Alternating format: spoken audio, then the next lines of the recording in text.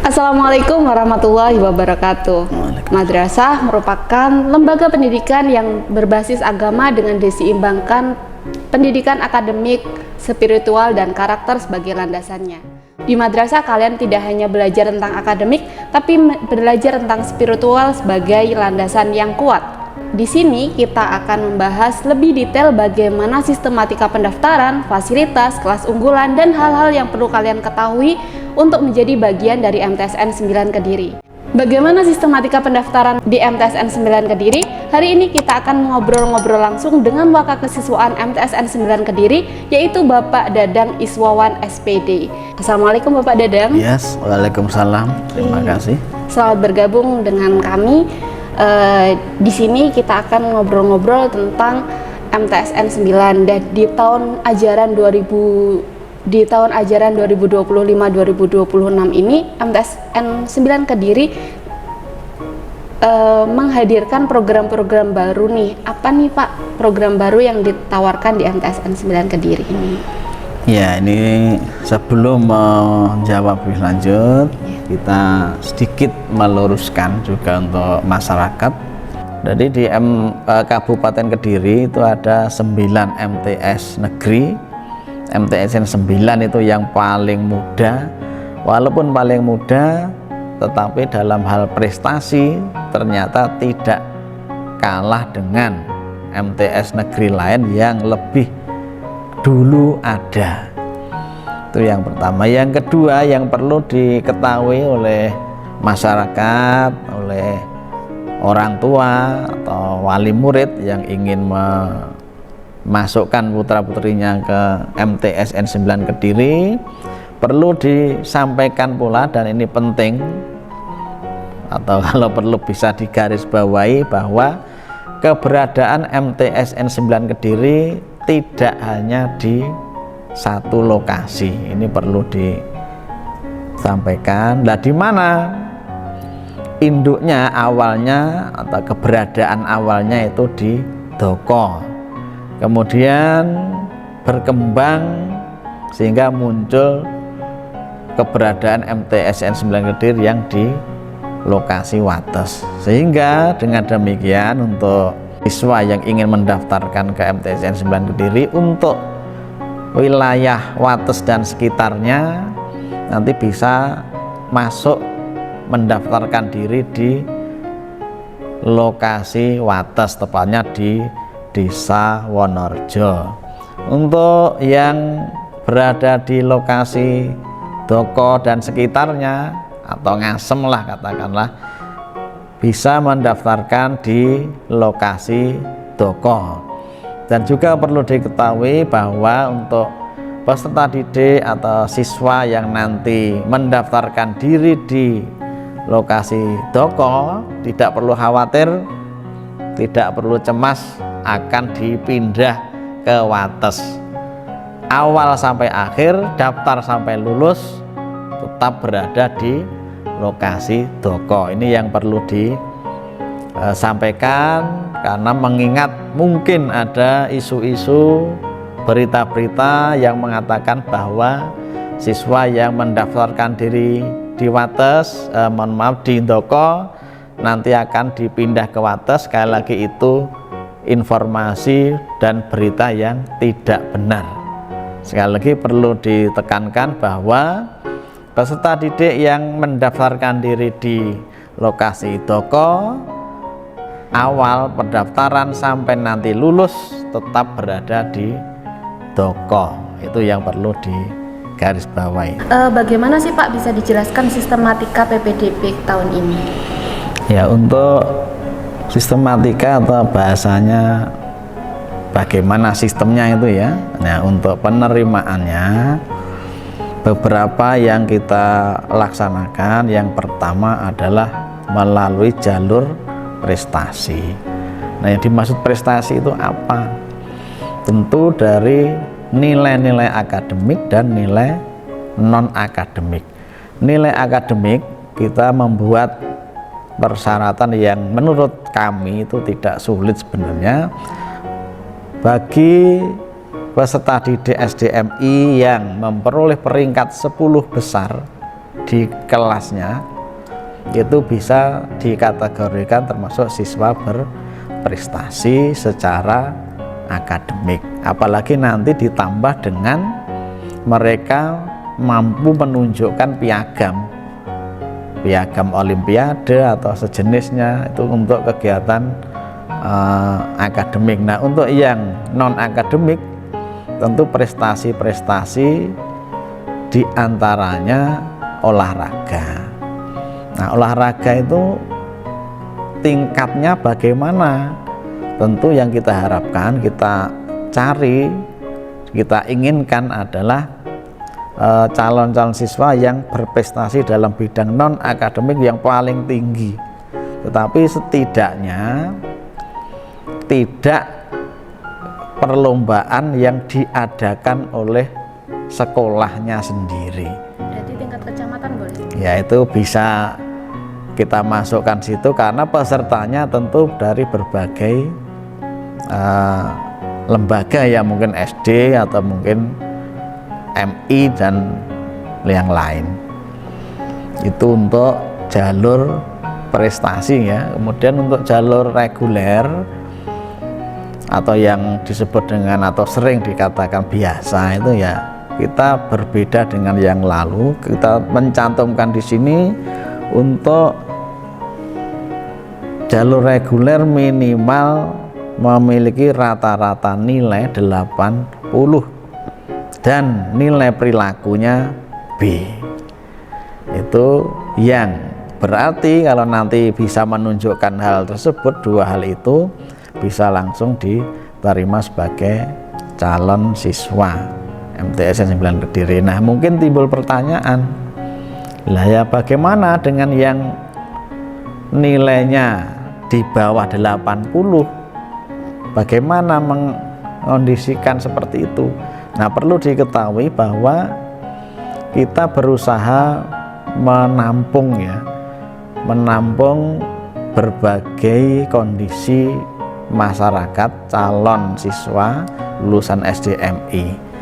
Nah, untuk yang demikian tadi yang nilainya ternyata di bawah 80 tentu akan kita beri kesempatan melalui jalur seleksi atau tes. Mungkin timbul lagi pertanyaan, loh tesnya apa saja? Untuk MTS itu biasanya yang sering kita gunakan sebagai materi soal-soal seleksi atau tes yaitu matematika, IPA, bahasa Indonesia, dan PAI atau pendidikan agama Islam. Itu bagi yang di SD tentu sudah paham juga, apalagi dari MI tentu lebih paham lagi. Itu untuk jalur-jalur PPDB atau SPMB istilah sekarang di MTSN 9 Kediri. Jadi untuk adik-adik kelas 6 yang mau mendaftarkan ke MTSN 9 Kediri, siapkan berkas-berkas prestasi kalian, sertakan piagam-piagam yang kalian miliki, baik itu piagam di bidang akademik maupun non-akademik. Nah, ngomong-ngomong tentang sistematika tadi, kapan sih Pak pelaksanaan tes PPDB untuk jalur regulernya?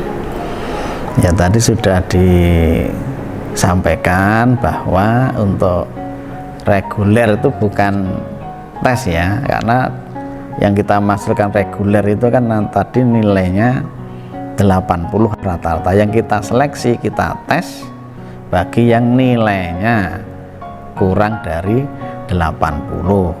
Nah, sebelum membahas kapan pelaksanaan tes seandainya ada siswa yang demikian, perlu diketahui oleh Bapak Ibu atau orang tua yang mungkin menghendaki putra-putrinya menjadi bagian dari keluarga besar MTSN 9 Kediri. Untuk pendaftaran ini perlu disampaikan juga, barangkali sangat khawatir terlupakan.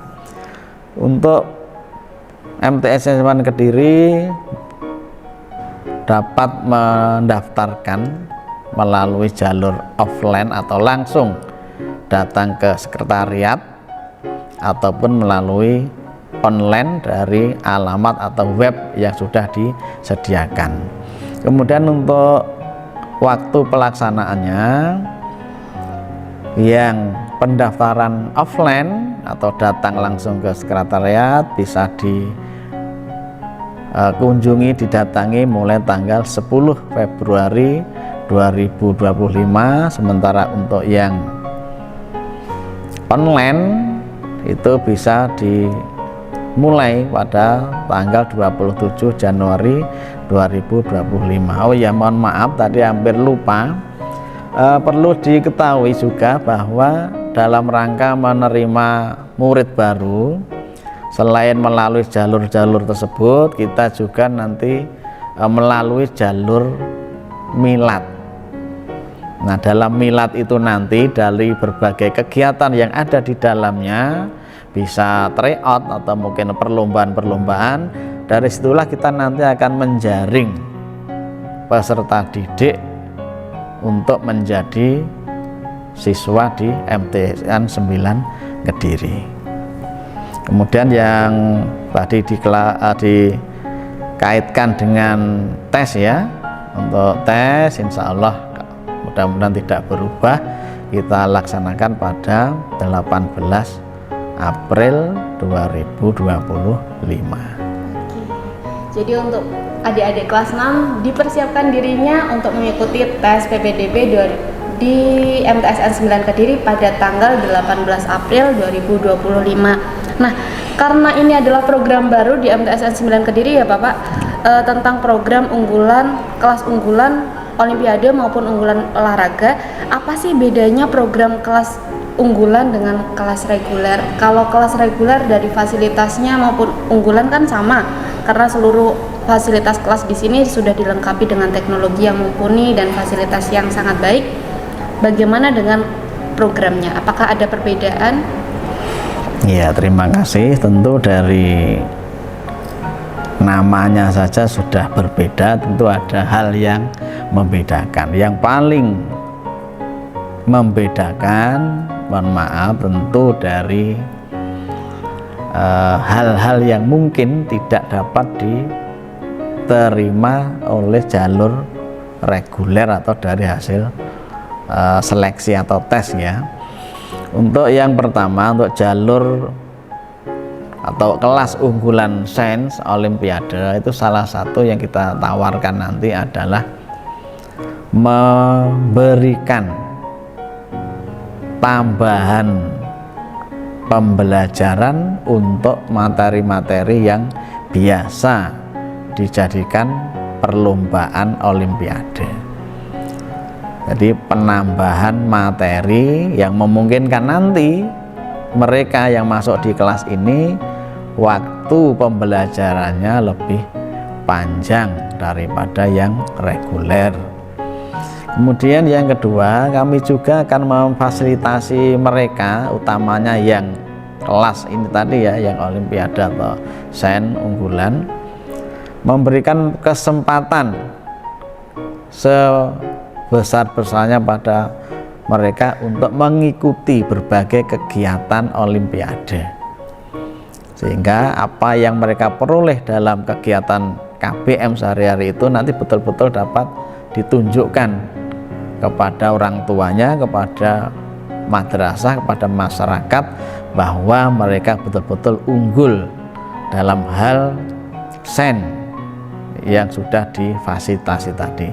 Kemudian untuk yang olahraga,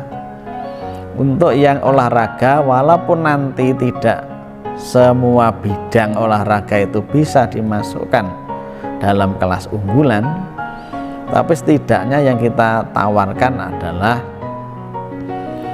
memberi fasilitas dalam hal ini kepelatihan ya, atau berlatih, kesempatan bertanding di luar madrasah, bisa jadi nanti juga luar kota atau luar provinsi atau bahkan ke mancanegara, sehingga betul-betul yang mereka peroleh di SD atau MI-nya dalam bidang olahraga semakin berkembang dan memperoleh hasil yang lebih baik. Oke sobat sekalian, perbincangan kita tentang PPMB sudah selesai. Terima kasih sudah mengikuti obrolan hari ini dengan Bapak Dadang Iswawan. Sampai ketemu menjadi bagian dari MTSN 9 Kediri. Assalamualaikum warahmatullahi wabarakatuh.